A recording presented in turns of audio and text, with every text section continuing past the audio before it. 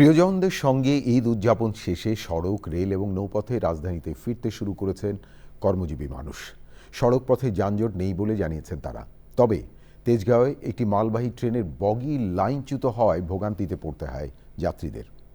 আরও জানাচ্ছেন শাকির আদনান।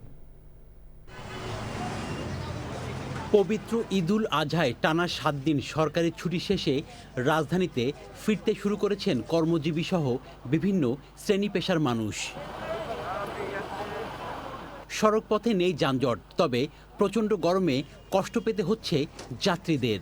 আমি গিয়েছিলাম 21 তারিখে। এটা আলহামদুলিল্লাহ ভালো কাটছে। যাওয়ার সময় অনেক প্রবলেম হয়েছে, বাট আসার সময় আজকে কোনো জ্যাম ছিল না। বাড়িতে গেলাম অনেকদিন পর, সবার সাথে দেখা হলে আনন্দ করেছি। বাড়িতে ঈদের আগ পর্যন্ত ঠান্ডা ছিল, বৃষ্টি ছিল, বাট ঈদের দিন থেকে বৃষ্টি। আরে ঈদ লাগছে মনে, খুশির জোয়ার সবখানে। আরে ঈদ লাগছে মনে, বিকাশ পেমেন্ট সবখানে।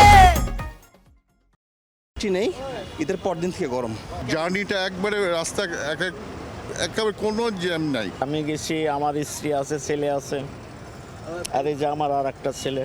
বিড়ালকে নিয়ে গেছিলেন? হ্যাঁ, লুনা। লুনা, ও কেমন ঈদ করলো? ও সুন্দর, সারা পাড়া ঘুরছেই, দেখেন না মায়ের পিট করে কি করছে। অন্যতম পছন্দের বাহন ট্রেনেও বহু মানুষ রাজধানীতে আসছেন। প্রায় ঘন্টার উপরে লেট হয়েছে, সম্ভবত ওইখানে মালগাড়ি গাড়িটা লাইনচ্যুত হয়েছে। একটা লাইনের বগি ভরে গেছিল, এটা লেগে দেরি হয়েছে। তবে তেজগাঁওয়ে মালবাহী একটি ট্রেনের বগি লাইনচ্যুত হওয়ায় ভোগান্তি পোহাতে হয় যাত্রীদের।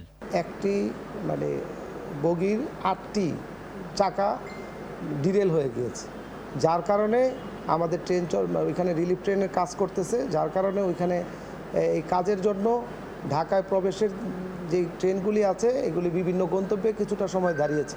ঈদের আগে যারা বিভিন্ন কারণে যেতে পারেননি তারা এখন অনেকেই রাজধানী ছাড়ছেন। Shakir Adnan, channel I, Dhaka.